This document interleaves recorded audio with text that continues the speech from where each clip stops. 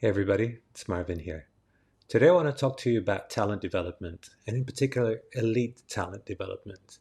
I'm talking about comparing your talent development standards to the best teams in sports. Talking about comparing your talent development to the best teams in the world, which could be the elite fighting forces.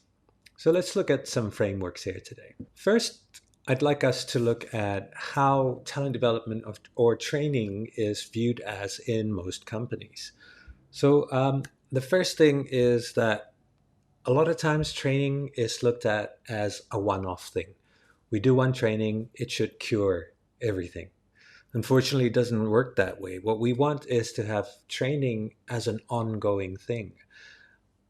Case in point, I say in the army, they don't learn how to shoot once. They keep learning how to shoot so that they can shoot better and they can really master those skills. The next thing is that a lot of companies look at training as just like a checklist.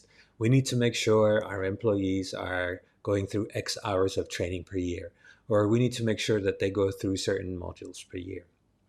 Well, I'd like to challenge you and think that training should be relevant. We need to think that the how do we get the employees to get the right kind of development to make sure that they can achieve their goals and their expected outcomes. The next thing is that a lot of companies look at training as time off work, right? Oh, our employees is going to have a bit of time off. Or the other way around is that some of the employees are thinking that, great, I have to do training. I'm taken away from work, but my boss is still going to send me a ton of extra work. So I'd like us to think of training as just part of work.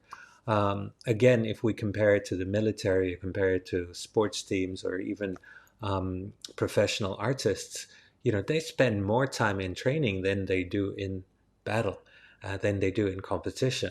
Let's look at the case of our elite corporate athletes. Are they spending more time in training or are they spending more time in competition? Probably competition is more likely. And then, there's also a misconception that training is HR's toy. There's a learning and development department in the company. That's how they busy themselves. That's how they justify their existence. So they're creating a bunch of modules. They're thinking a lot about how we can make a difference and how we can exist in this company. But I'd like to challenge you to think that training should be a manager's toy. Just like in a sports team, the coach or the manager of that team is constantly thinking about how do I get the best out of my team. They're not outsourcing it to a training department. They're thinking about, okay, how do I develop my players? How do I develop my team so that they can get better? So this brings us then to the final.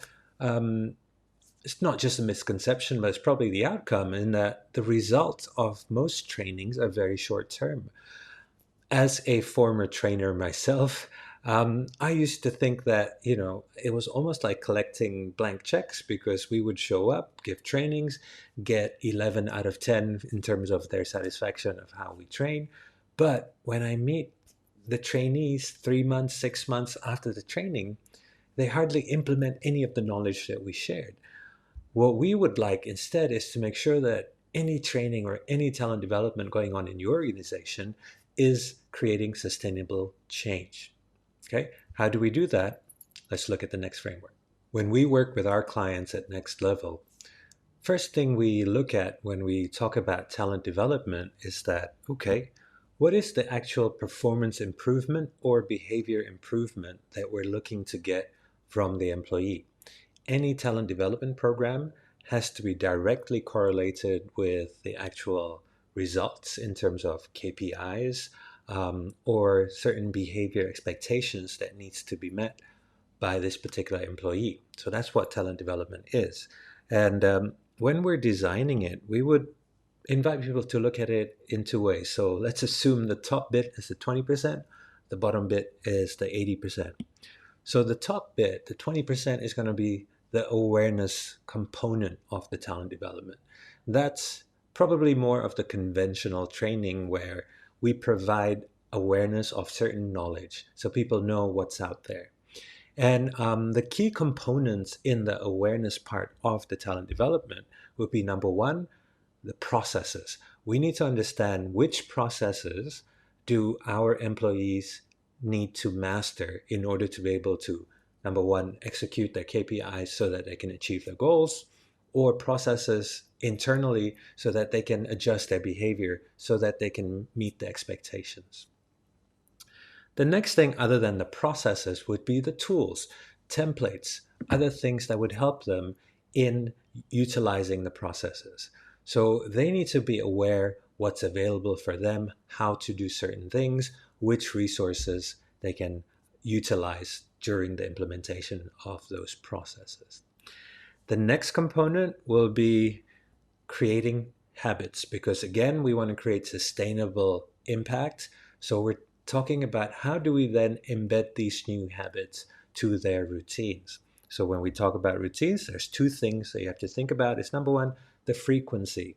So if you think about, a pro golfer or a musician or again a soldier, how often, how many hours do they spend on mastering the basics of hitting a golf ball, the basics of the piano, the basics of the violin, the basics of the vocal cords manipulation, basics of shooting, right? So we're looking at the frequency as well as we're looking at the quality of the practice, right? So practice makes permanent, good practice makes good habits.